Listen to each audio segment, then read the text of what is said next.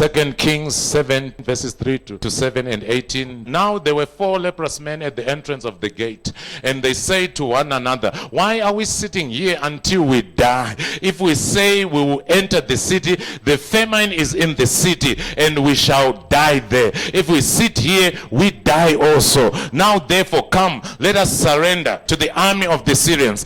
If they keep us alive, we shall live. If they kill us, we only die, nothing else. It says we will only die.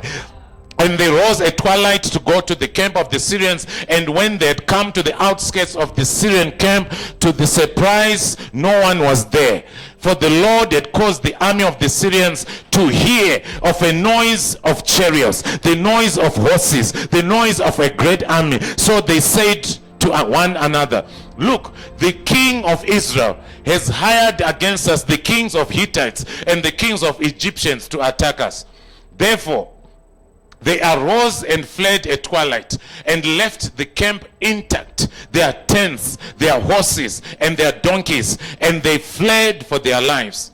So it happened, just as the man of God had spoken to the king, saying, 2 seahs of barley for a shekel, and a seah of fine flour, not just flour, fine flour for a shekel, shall be sold tomorrow about this time in the gate of Samaria. About this time tomorrow, your situation is going to turn around. You are going to have a story that is totally different from what is happening right now. So this is the story of 4 lepers who were considered people that are outcasts. I want us to see the sound of unity, how it releases heavenly glory. Unity has a sound. The moment they said, let us, something happened. Something shifted. When the 4 lepers came into agreement, another principle, agreement. When they came into agreement and united in purpose, heaven responded. When we are to unite, heaven will respond. Oneness in the spirit, whether in a family, in a church, in a nation, creates an atmosphere where God's glory is revealed. Unity is not just beautiful, it is catalytic.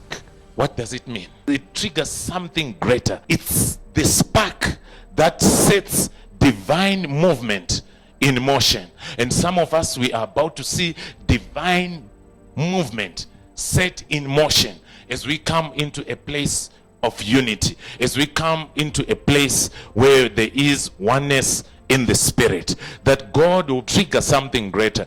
The lepers were carriers of God's glory. Though the society rejected them, God used them to bring about national deliverance. There are people here, you are about to get national deliverance. They will look at you and say, he's not a PhD candidate. He's not that. But you are a candidate of his glory, because God is going to use certain things that will usher you into that place, and you can bring the whole city into deliverance, the whole nation into deliverance. And that's what happens with the lepers. The glory coming upon us is not just for personal elevation alone. It's not just for you. It is for transformation.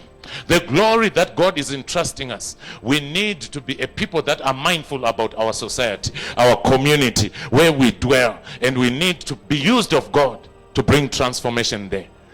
Lives are going to be changed through you. Nations are going to be shifted through you. That's what happens when the glory comes. The rejected, watch this, some of us were rejected.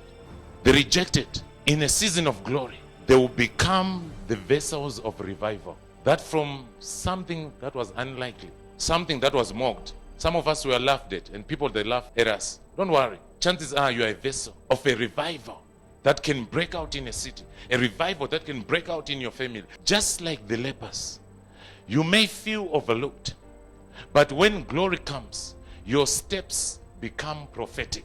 Your voice becomes a trumpet, and your life becomes a testimony. I don't know how, but it's God. He specializes in this.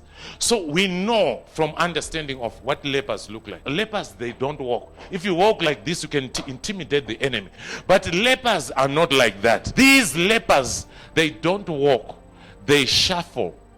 They drag because of pain, because of suffering, because of lack of strength. From something that, they were struggling and there was pain all over and they didn't know what to do. They had no strength anymore. But one thing that they said, if we stay here, we are going to die. If we go back to the city, we will die. If we go to the enemy, we are going to die. But one thing that we are going to do, the little strength that we have, let's gather the strength that we have and let's shuffle towards the enemy. And as they were pulling their flags and they were pulling themselves, going and marching towards the enemy, somehow God in his wisdom, and as he was pouring the anointing, pouring the glory, pouring the power, transforming them out of nowhere, from their shuffling, there came a mighty sound that intimidated the commander of the army, that intimidated even the king who was among them. And all of a sudden, from a shuffling, from a pain, I don't know who I'm talking to, you have been gone through pain, you have been going through suffering, but the little strength is still available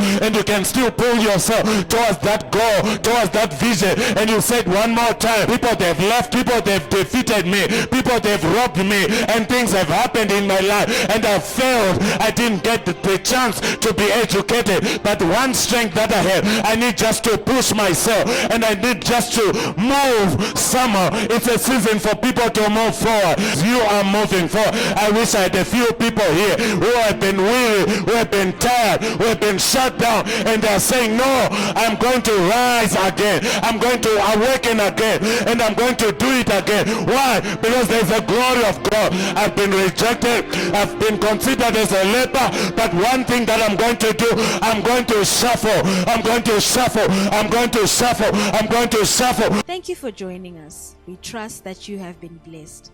For more information about us, visit our website at www.livingwaterschurchesint.co.zw or email us on info@livingwaterschurchesint.co.zw.